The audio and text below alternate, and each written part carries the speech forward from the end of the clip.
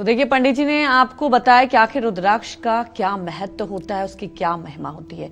चलिए आगे चर्चा करते हैं और जानते हैं पंडित जी से कि जिन बच्चों का पढ़ाई में मन नहीं लगता, आत्मविश्वास कमजोर है, साथ ही वो लोग जिनकी शादी नहीं हो रही है, सेहत खराब रहती है, ऐसे तमाम लोग अपनी परेशानियों से पार पाने के लिए कौन सा रुद्राक्ष धारण करें, आइए जानते हैं पंडित जी से। बताएं पंडित जी। देखिए, जो भी बच्चे पढ़ाई कर रहे हैं या जो बच्चे प्रतियोगी परीक्षा में यूपीएससी, यूपीपीसीएस या मतलब कि किसी भी प्रदेश की प्रादेशिक परीक्षा या यूपीएससी की परीक्षा की तैयारी कर रहे हैं या एसएससी की तैयारी कर रहे हैं, उनको तीव्र बुद्धि और स्मरण शक्ति को बढ़ाने के लिए 3 मुखी, 6 मुखी या गणेश रुद्राक्ष धारण करना चाहिए। 3 मुखी रुद्राक्ष बृहस्पति को ठीक करता है, 6 मुखी रुद्राक्ष शुक्र को ठीक करता है और गणेश रुद्राक्ष सब प्रकार की परेशानियों को दूर करके मेमोरी पावर, स्मरण शक्ति को बढ़ाता है।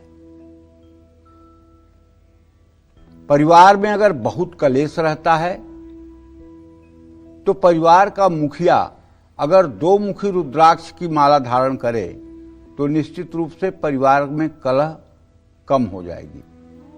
अब मैं मुखिया को ही क्यों कह रहा हूं? मुखिया को इसलिए कह रहा हूं कि जब भरत को भगवान राम चित्रकूट से विदा करने लगे तो उस समय भगवान राम ने एक बात कही है, मुखिया मुख सो चाहिए, खान पान कहूँ एक, पालही पोसही सकल अंग, तुलसी सहित विवेक।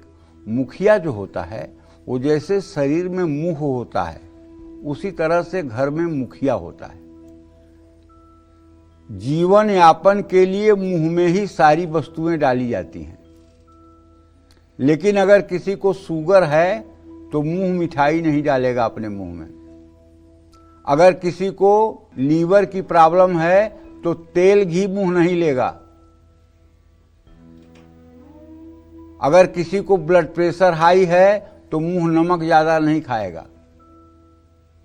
अब भाई, ब्लड प्रेशर तो शरीर को है, मुख का क्या बिगड़ रहा है? शुगर तो शरीर को है, मुख का क्या बिगड़ रहा है? वो तो खा ले मिठाई, लेकिन नहीं, वो मुखिया है। तो उसी तरह से परिवार का जो मुखिया होता है उसे अपने घर के नवजात शिशु से लेकर के वृद्ध तक की आवश्यकताओं का ध्यान रखना चाहिए और किसके लिए क्या उचित है, कब करना चाहिए, इसका भी ध्यान रखना चाहिए। वही मुखिया होता है।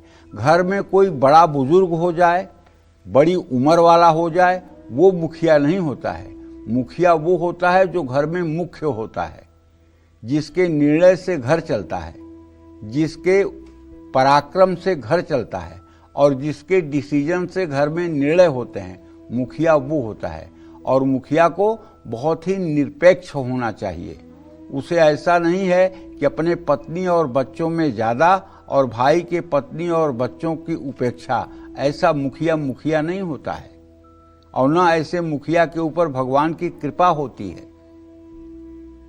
तो कहने का मतलब ये है कि आप अपने आचरण को और अपने व्यवहार को ठीक करते हुए अगर रुद्राक्ष का सेवन करेंगे तो निश्चित रूप से घर में कलह नहीं होगी। अब हाँ, एक बात, दूसरी बात यह है कि आप आइसक्रीम भी चाटते रहिए और खांसी का सिरप भी पीते रहिए और कहिए कि खांसी नहीं बंद हो रही है। मतलब आप दुष्टता भी करते रहिए और 2 मुखी रुद्राक्ष भी धारण कर लीजिए और कहिए पंडित जी ने कहा था घर में कलह नहीं होगी और घर में तो कलह हो रही है। अरे भाई, उसके लिए अपने आचरण को भी ठीक करना पड़ेगा।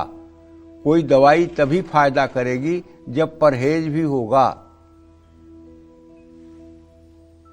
हमारे पिताजी बचपन में कहा करते थे कि जो लोग 16-16 मन के रुद्राक्ष के दोनों हाथ की कलाइयों पे, 6-6 दाना रुद्राक्ष दोनों कानों में, 1 रुद्राक्ष शिखा में, 32 रुद्राक्ष के दाने मस्तक पर और 108 रुद्राक्ष के दाने गले में और 16-16 रुद्राक्ष के दाने बाहों पर, इतना रुद्राक्ष जो धारण करता है वह चाहे क्यों न चांडाल हो, चाहे क्यों न वह चांडाल प्रकृति का हो, चाहे क्यों न वह पापी और दुराचारी हो, वो जहां बैठा रहेगा, अगर देवगण भी उस रास्ते से गुजरेंगे तो उसे प्रणाम करके गुजरेंगे, इसमें कोई दो राय नहीं है। जो बात भगवान श्री कृष्ण ने गीता में अर्जुन से कहा है कि क्षिप्रम भवति धर्मात्मा शाश्वत शांति निगच्छति कौन्तेयं प्रतिजानीहि न मे भक्त प्रणश्यति, वही बात यहाँ जिस तरह से मैंने रुद्राक्ष कहा है इस तरह से रुद्राक्ष धारण करने वाले की होती है। क्षिप्रम भवति धर्मात्मा, वो इतना रुद्राक्ष धारण करने के बाद ही तत्काल धर्मात्मा बन जाता है, पाप ताप से मुक्ति मिल जाती है। अगर इसका नियम से कोई व्यक्ति पालन करे तो निश्चित रूप से उसके ऊपर भगवान शिव की कृपा रहेगी और माता पार्वती उसकी बुद्धि स्वरूपा होकर के उसे कभी भी गलत काम नहीं करने देंगी। आत्मा त्वम गिरजामति सहचरा प्राणा शरीरम गृह पूजा ते विषयोपभोग रचना निद्रा समाधि स्थिति संचार पदयो प्रदक्षिण विधि स्त्रोताणि सर्वागिरो यद कर्मं क्रियते तदखिलम शंभो तव आराधनम। अब अगर आप मानसिक पूजा करना चाहते हैं तो सोचिए कि आपके शरीर में रहने वाली आत्मा ही शिव स्वरूप है, गिरजामति ही, और आपकी बुद्धि ही माँ पार्वती का स्वरूप है। सहचरा प्राणा, आपके शरीर में बाएं दाहिने नाक से आने जाने वाली श्वसन क्रिया जो है यही शिवगण है। सहचरा आत्मा त्वं गिरजामति सहचरा प्राणा शरीरम गृह, और ये जो आपका शरीर है ये भगवान शिव के निवास करने योग्य स्थान है। पूजा ते विषयोपभोग रचना, जो आप कंघी तेल साबुन लगाते हैं, इत्र लगाते हैं, चंदन लगाते हैं, ये सब भगवान शिव के पूजन के उपचार हैं। पूजा ते विषयोपभोग रचना निद्रा समाधि स्थिति, और जब आप सोते हैं तो ये भगवान शिव की समाधि की अवस्था है। संचार पदयो प्रदक्षिण विधि, और जितने कदम आप चलते हैं, चाहे सीधे चलें, चाहे टेढ़े चलें, चाहे सीढ़ियों पर चलें, वो भगवान शिव की आप गोल गोल परिक्रमा ही कर रहे हैं, इसके अलावा कुछ नहीं है।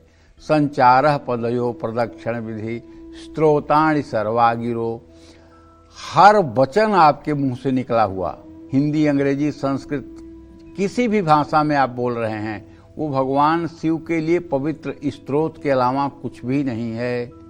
सर्वागिरो यद कर्मम क्रियते तदखिलम शंभो तव आराधनम, जाने अनजाने में जो आप कर्म कर रहे हैं, चाहे दुकानदारी कर रहे हैं और चाहे नौकरी कर रहे हैं, सब भगवान शिव की आराधना का ही क्रम है, इसके अलावा कुछ भी नहीं है। अगर ये मान्यता ठोस मन में कर ली जाए तो उसी दिन मनुष्य का कल्याण हो जाएगा। जय मां विंध्यवासिनी। हाँ, तो दो मुखी रुद्राक्ष धारण करने वाला जो घर का मुखिया होता है वो परिवार में सामंजस्य बैठा के रखता है। इससे पति पत्नी पिता पुत्र भाई बहन रिश्तेदार और दोस्तों के साथ रिश्ते मजबूत होते हैं। जिन लड़के लड़कियों की शादी में देरी हो रही है उनको गौरी शंकर रुद्राक्ष जरूर धारण करना चाहिए। सेहत अगर खराब रहती है, कोई रोग हो गया है, तो 14 मुखी या 8 मुखी रुद्राक्ष धारण करना चाहिए। अकाल मृत्यु और रोग के शमन के लिए, काम में सफलता अगर नहीं मिल रही है तो इस काम के लिए आप 11 मुखी और 14 मुखी रुद्राक्ष या लक्ष्मी रुद्राक्ष भी धारण कर सकते हैं। इसको धारण करने के बाद धन वृद्धि और मान सम्मान में वृद्धि और आत्मविश्वास में वृद्धि होती है। कानूनी मामलों में बिना दोष के भी अगर फंस गए हैं तो अपने गले में 7 मुखी या 11 मुखी रुद्राक्ष पहने। शनि की महादशा में तो 7 मुखी रुद्राक्ष जरूर धारण करना चाहिए। जैसे इस समय कुंभ, मीन और मेष, इन 3 राशि के जातकों पर शनि की 7.5 चल रही है। सिंह और धनु राशि पर शनि की ढैया है। अगर ये 5 राशियों के लोग 7 मुखी रुद्राक्ष धारण करें तो मैं दावे के साथ कह सकता हूँ आपके ऊपर 7.5 और ढैया का प्रकोप जीरो हो जाएगा। इस समय आपके लिए 7 मुखी रुद्राक्ष जरूरी है, और जब तक आपके ऊपर 7.5 या ढैया का प्रकोप है तब तक आपको 7 मुखी रुद्राक्ष, ज्यादा नहीं तो एक दाना ही सही, एक पीस ही सही, उसको धारण करना चाहिए सोमवार के दिन। अगर घर में वास्तु दोष है तो अपने मुख्य द्वार पर रुद्राक्ष आप बांधिए, घर में भगवान शिव की पूजा करिए। इन सब चीजों से आपका कल्याण होगा। पितर दोष, मंगल दोष, शनि राहु केतु जैसे ग्रहों के प्रकोप से बचने के लिए कौन सा रुद्राक्ष धारण करना चाहिए, ये सब मैं विस्तार से आपको बताऊंगा बस थोड़ी देर में। जय मां विंध्यवासिनी।